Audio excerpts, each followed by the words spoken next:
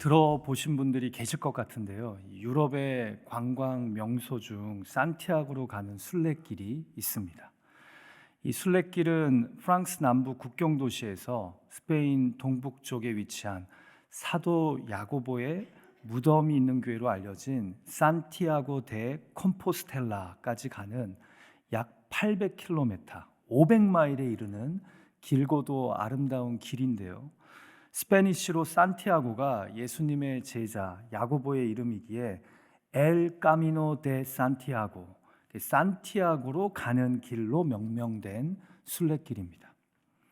오래전에 제가 아는 한 목사님이 이 순례길을 약 15일 정도의 일정으로 순례한 적이 있었는데요. 이분 말씀이 이 순례를 시작할 때 처음에는 들뜬 마음과 이 고요히 길을 걸으며 자연을 감상하고 하나님과 함께 보낼 시간을 기대하면서 기분 좋게 발길을 내딛는데, 근데 조용히 홀로 길을 수시간 걷다 보면 이 장대한 초원과 오래된 마을의 아름다움에 감탄하는 것은 잠깐 서서히 무거운 배낭과 목마름으로 피곤함을 느끼게 된답니다.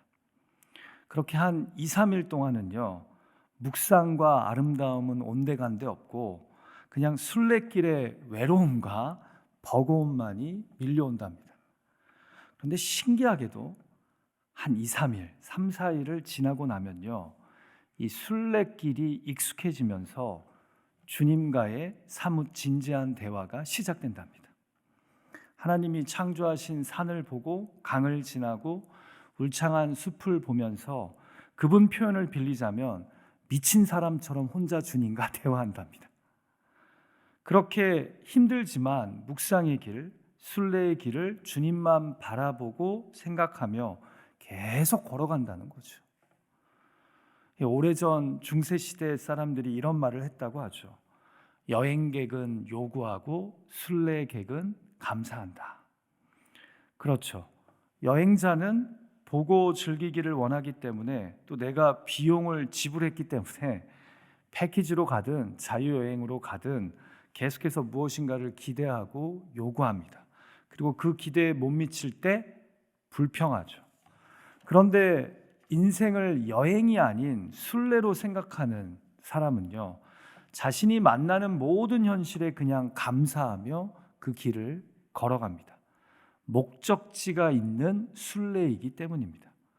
그래서 여행을 하면서는 그냥 웃고 즐기지만 순례를 하면서는 감사하고 묵상합니다. 어떻게 보면 인생을 여행으로 생각하며 사는 사람과 순례로 생각하며 사는 사람은요, 이 세상을 바라보는 관점과 살아가는 삶의 자세가 다를 수밖에 없습니다. 그럼 오늘 우리가 묵상할 시편 131편에는요, 이런 소재가 적혀 있습니다. 다윗의 시, 곧 성전에 올라가는 노래. 사실 시편 120편부터 134편까지는요, 다 소재에 성전에 올라가는 노래라는 기록이 들어가 있습니다. 여기서 올라간다는 것은 절기를 맞아 성전에 예배하러 가는 순례길을 의미합니다. 그러니까 마치 옛 어른들이 농사를 지으면서 농부가를 부르고 해녀가 물질을 하면서 해녀가를 부르듯이 성전에 올라가는 노래란 바로 성전을 향한 순례길을 걸어가는 순례자의 고백과 기도가 담긴 노래인 겁니다. 사실 이 산티아고로 가는 길이 유명해진 배경 중 하나는요, 이 길을 걸으면서 깨달은 것들을 바탕으로 소설을 쓴 파울로 코엘료의 순례자 때문인데요, 이 책에 이런 멋진 글귀가 있습니다. 비범한 삶은 언제나 평범한 사람들의 길 위에 있습니다. 그렇습니다. 이 비범한 삶의 진리와 깨달음은 언제나 이 땅에 집을 짓고 살려는 정착민이 아닌, 구경만 하려는 여행객이 아닌 길을 걸어가는 순례자의 평범한 하루에 있다는 거죠. 사랑하는 기도자 여러분, 저와 여러분은 이 땅에서의 삶을 하나님을 향해 걸어가는 순례로 봅니까? 아니면 여행이나 정착으로 봅니까? 오늘 이 저녁 순례자가 되어 성전을 향해 올라가는 한 시편 기자의 고백을 통해 저와 여러분의 인생길을 향한 하나님의 음성을 듣는 복된 시간이 되기를 주님의 이름으로 축복합니다. 자, 믿음의 순례길을 걸어가며 시편 131편의 기자는 어떤 깨달음을 갖습니까? 인생을 순례로 여기는 이들은 삶 속에서 무엇을 붙잡고 기억해야 합니까? 자, 첫 번째로 인생을 순례로 여기는 이는요, 자신이 아니라 주님을 남기려고 합니다. 이게 순례, 인생을 순례로 여기는 자의 특징이라는 거죠. 같이 본문 시작절인 1절 말씀을 한번 읽어볼까요? 시작. 여호와여, 내 마음이 교만하지 아니하고 내 눈이 오만하지 아니하오며 내가 큰 일과 감당하지 못할 놀라운 일을 하려고 힘쓰지 아니하나이다. 이게 지금 예루살렘 성전을 향해 이 순례길을 걷고 있는 순례자가 깨달은 첫 번째 지혜라는 거죠. 시작부터 심오하지 않아요? 이렇게 삶을 순례하는 자는요, 정착민이나 여행객에게서 쉽게 발견할 수 없는 비범함이 있습니다. 어디에도 믿고 의지하고 뿌리 내릴 것이 없기에 하늘의 하나님께 더 시선을 모으기 때문이죠. 자, 그런데 지금 순례자가 하나님의 집인 성전을 향해 길을 걸어가면서 먼저 내 마음이 교만하지 않고 내 눈이 오만하지 않답니다. 원어에 충실하게 번역된 영어 ESV 성경은요, 이 부분을 이렇게 번역합니다. Oh Lord, my heart is not lifted up. My eyes are not raised too high. 저는 이 번역이 참 좋은데요. 정리하자면 이런 거죠. 순례길을 걸으며 내 마음은 높아지지 않고 내 눈은 너무 높아지지 않습니다. 자, 여기서 마음은 나를 향한 고백이고요, 눈은 남을 향한 고백입니다. 결국 이런 의미겠죠. 내가 하나님을 향해 순례길을 걸으며 내 마음은 교만해지지 않고 내 눈은 남을 향해 오만해지지 않는다는 겁니다. 여러분, 왜 인생을 순례로 여기는 사람은 교만과 오만의 길에 안 들어서는지 아십니까? 머물지 않기 때문입니다. 순례자에게 내가 무엇을 이룬 것은 결코 자랑할 것도, 그래서 교만할 것도 아니고, 내 눈에 누군가가 우습게 보이고 가짜게 보이는 것은 인생을 지나가는 순례로 여기지 않고 여행이나 정착으로 보기 때문입니다. 그래서 순례자에게는 내가 이룬 것이 자랑할 것이 아니지만 정착민에게는 내가 무엇인가를 이루려고 하고 그것을 자랑하려고 한다는 거죠. 그리고 정착민에게는 가짜치 않게 사는 사람은 우습게 보이기 때문에 오만한 눈으로 그들을 바라보게 되는 겁니다. 그래서 인생을 순례로 받아들이는 자는 이런 고백까지 하게 됩니다. 내가 큰 일과 감당하지 못할 놀라운 일을 하려고 힘쓰지 아니하나이다. 여러분, 여기서 큰 일, 놀라운 일이 상징하는 것이 무엇일까요? 그 큰 일을, 그 감당 못할 놀라운 일을 성취함으로 궁극적으로 누구의 훌륭함, 누구의 업적, 누구의 영광이 드러나게 될까요? 바로 나 자신이 드러나게 되는 거죠. 자, 그런데 순례자는 가야 될 길이 있기에 이 땅에 자신을 남기는 것에 힘쓰지 않습니다. 미련을 크게 두지 않습니다. 그는 교만함과 오만함을 남기기보다 내가 신앙하는 하나님만을 이 순례의 여정 가운데 남기기 원한다라는 거죠. 순례자니까요. 자, 여러분, 오해하지 마십시오. 지금 시편의 순례자는 아름다운 꿈과 목표를 가지고 열심히 최선을 다해 살지 말라는 말을 하는 것이 아닙니다.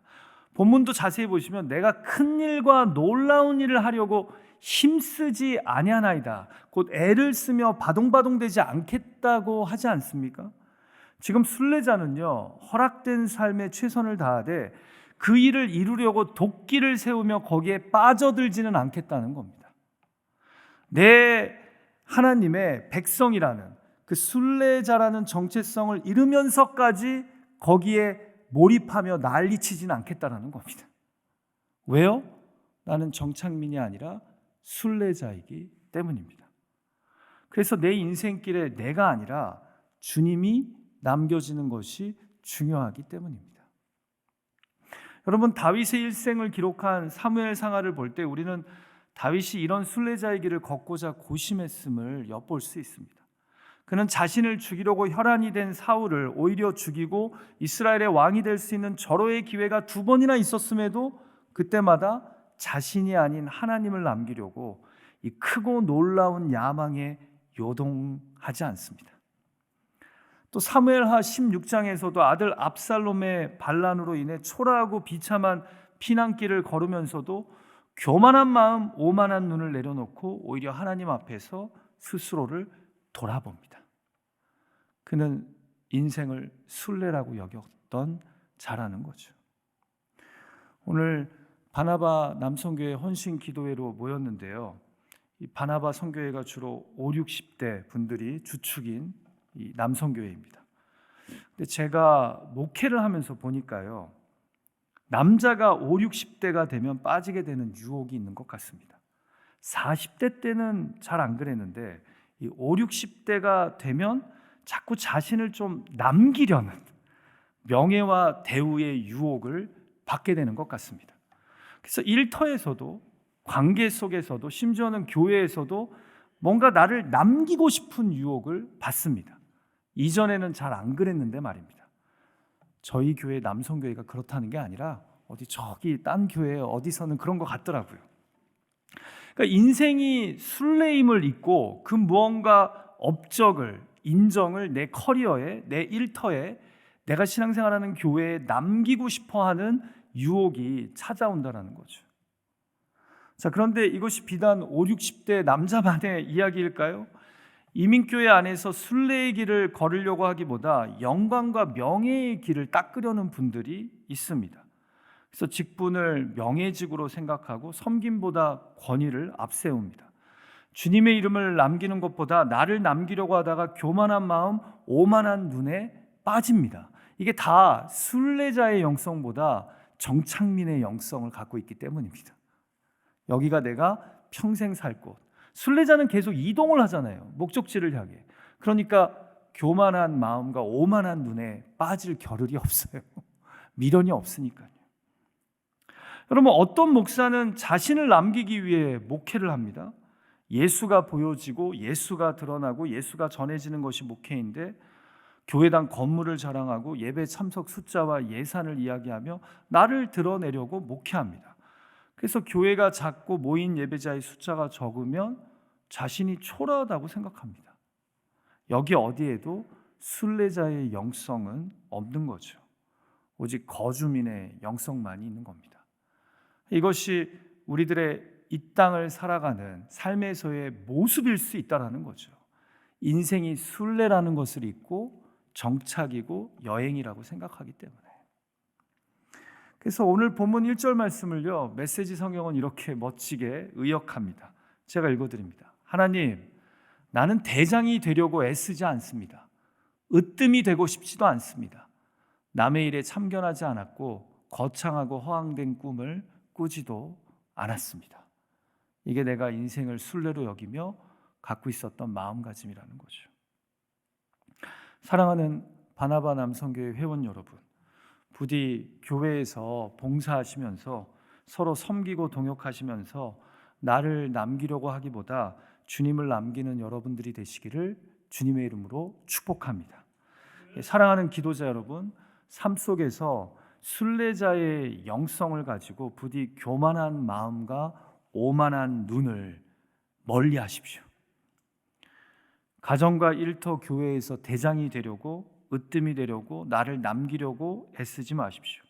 오직 여러분의 땀과 눈물이 있는 곳에 하나님만이 남겨질 수 있기를, 여러분이 떠난 자리에 예수 그리스도의 향기만이 맡아지기를 간절히 소망합니다. 자, 두 번째로 인생을 정착이 아닌 순례로 여기는 이는 삶 속에서 무엇을 붙잡고 사모합니까? 인생을 순례로 여기는 이는 주님만으로 만족하는 평온한 영혼입니다. 자, 같이 본문 2절 말씀을 한번 읽어볼까요? 시작. 실로 내가 내 영혼으로 고요하고 평온하게 하기를 젖된 아이가 그의 어머니 품에 있음 같게 하였나니 내 영혼이 젖된 아이와 같도다. 이것이 시편 131편의 순례자가 성전을 향해 나아가면서 깨달은 지혜요 고백이라는 거죠. 이 개역개정 성경은 실로라는 단어로 2절을 시작하지만 원문과 문맥에 충실한 영어 ESV나 NIV는요 그 앞에 다 but이라는 접속사를 붙입니다. 무슨 말입니까? 세상 사람들은 큰 일과 감당하지 못한 놀라운 일을 이루려고 힘쓰지만 그러나 순례자는 무엇을 소망한답니까? 내 영혼의 고요함과 평온함을 추구한답니다. 그런데 그 고요함과 평온함을 무엇으로 비유해요? 마치 엄마로부터 젖을 먹고 그 포만감과 행복감에 빠져 엄마 품 안에서 세곤세곤 잠을 자는 젖된 아이로 비유합니다. 어떻게 여러분들 자녀들이 어렸을 때 이 모유 수유하고 세곤세곤 잠자던 거 기억나세요? 너무 오래돼서 기억 잘 안 나시죠? 저는 아직까지 제 자녀들이 이 엄마의 젖을 먹고 행복한 얼굴로 잠자던 모습이 떠올려집니다. 사실은 시편 131편을 그 전에 읽었을 때는 2절 말씀이 잘 이해가 안 됐는데 실제로 제 자녀가 엄마의 모유를 먹고 그 다음에 이 평안하게 품 안에 있는 것을 보니까 야, 이게 2절 고백이 엄청난 비유구나 라는 걸 깨닫게 됐어요. 제가 오늘 이 저녁 여러분의 이해를 돕기 위해 저희 막내 원담이가 모유 수유 후에 잠자는 사진을 가져왔는데요. 이게 딱 이제 엄마 품 안에 있는 건 아니지만 모유를 이제 먹고 그 다음에 이제 행복에 겨워 침대에서 혼자 웃으면서 자는 거죠. 입이 이렇게 좀 촉촉하게 있어요. 지금 2절의 비유가 이거예요. 사랑하는 기도자 여러분, 왜 순례자가 영혼의 이 평온함, 그 다음에 고요함에 집중할까요? 이 세상에 머물면서 경쟁하지 않기 때문이에요. 계속 이동을 하거든요. 그러니까 순례자는 깨달아요. 내가 무엇을 걸치고 내가 무엇을 먹고 내가 얼마나 좋은 집에서 사냐가 순례자에겐 그렇게 중요하지 않아요. 순례자로 하여금 이 순례의 길을 감당하게 만든 건 내 영혼의 고요함과 평온함이에요. 그렇기 때문에 순례자는 내 영혼의 참 만족과 평온을 주시는 주님께 집중합니다. 내가 주님의 품 안에 있는 게 중요한 거예요. 그래야지 고요함과 평온함을 유지하며 이 거친 세상에서 믿음을 붙잡고 이 길을 걸어갈 수 있기 때문이죠. 여러분, 우리가 살고 있는 이 현대 사회는요, 우리로 여유를 잃고 영혼의 평온함을 잃고 계속 분주하게 만드는 그런 사회입니다.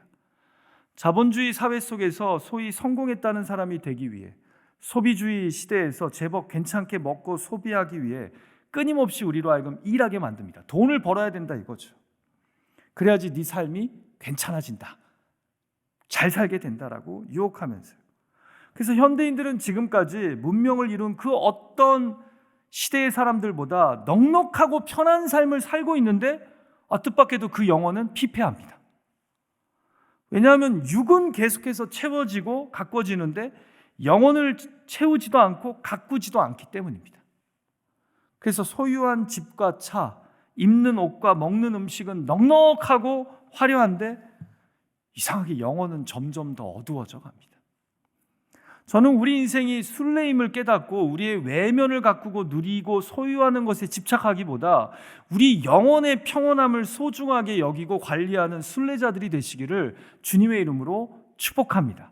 사실 이렇게까지 많이 먹고 이렇게까지 잘 먹고 이렇게까지 좋은 옷 입지 않아도 충분히 퀄리티 있는 삶을 살 수 있는데 세상은 계속 우리로 하여금 더 돈을 벌어서 더 좋은 집에서 더 좋은 차를 몰고 살아야지 잘 사는 거라고 얘기하는데 영혼은 피폐해져 간다니까요.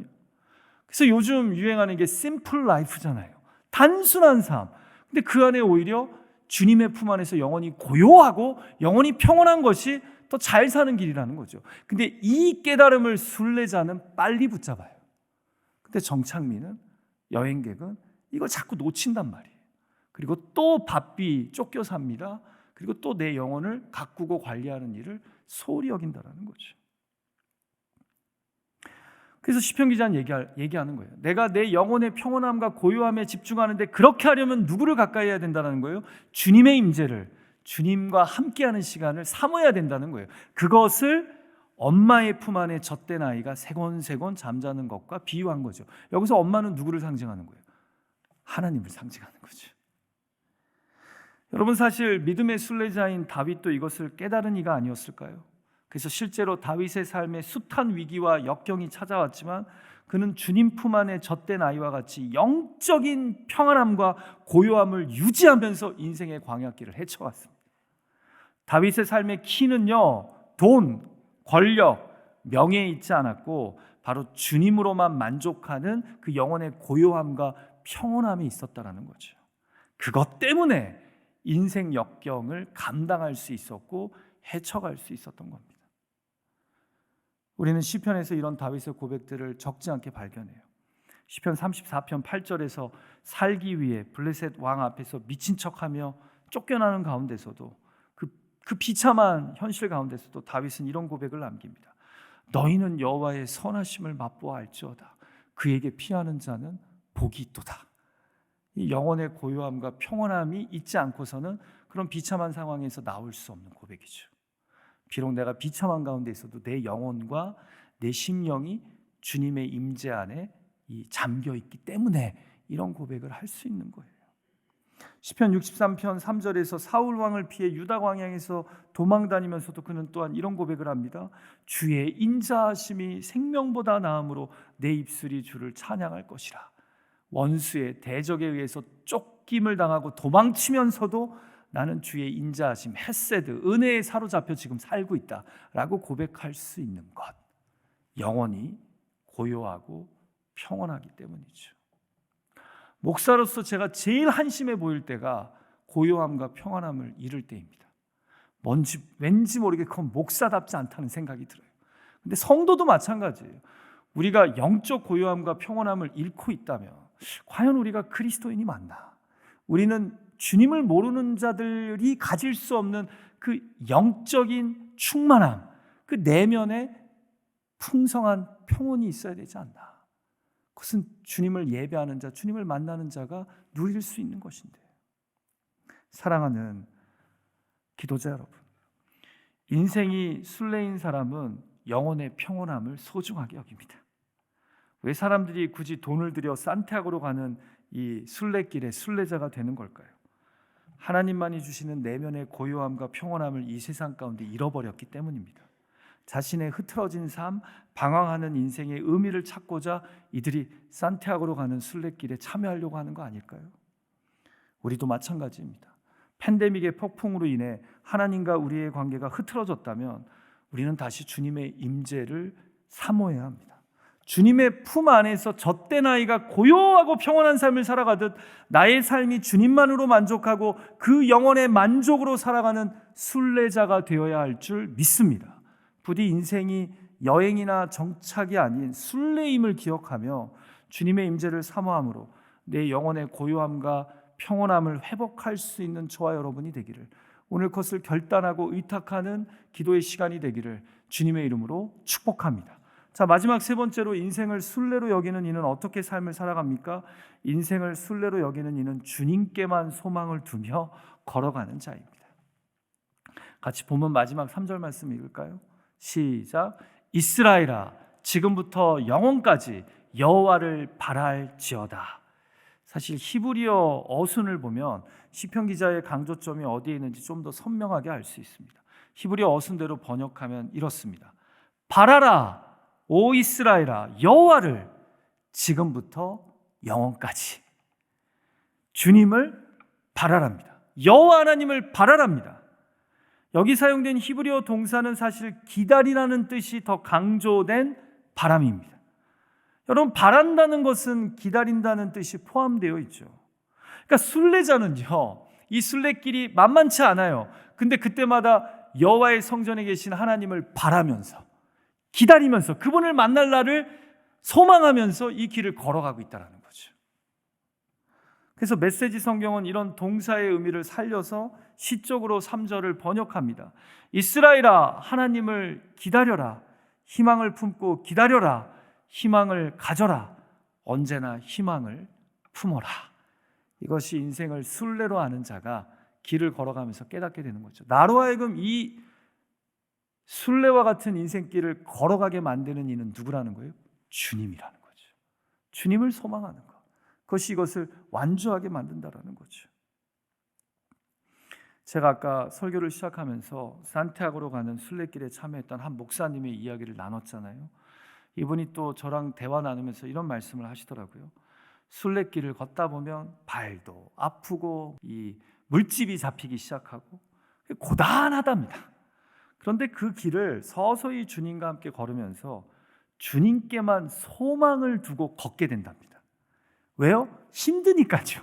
이 순례 여정이 고달프니까 저절로 주님을 찾게 된답니다.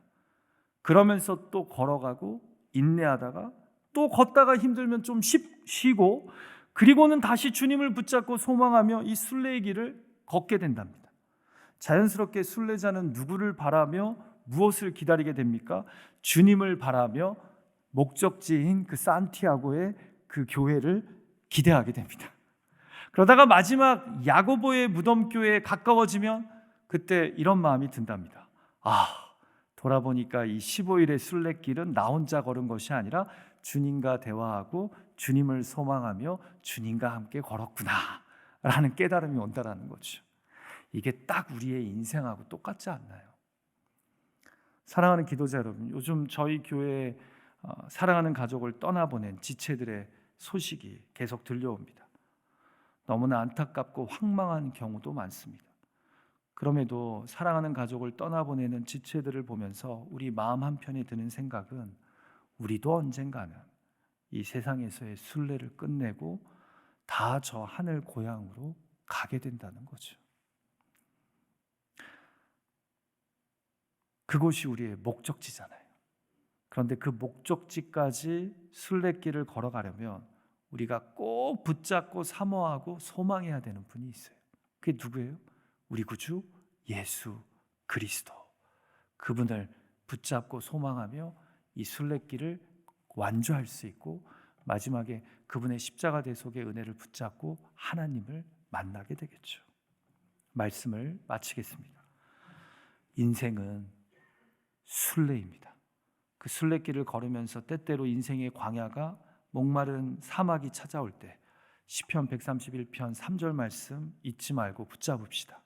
이스라엘아 기다려라. 주님 말을 바라라. 지금 이 순간도 영원까지도 오직 하나님께만 소망을 두라. 그렇게 순례의 길을 잘 걸어가는 바나바 남성교회 회원 여러분 그리고 또 저와 여러분이 되기를 주님의 이름으로 축복합니다.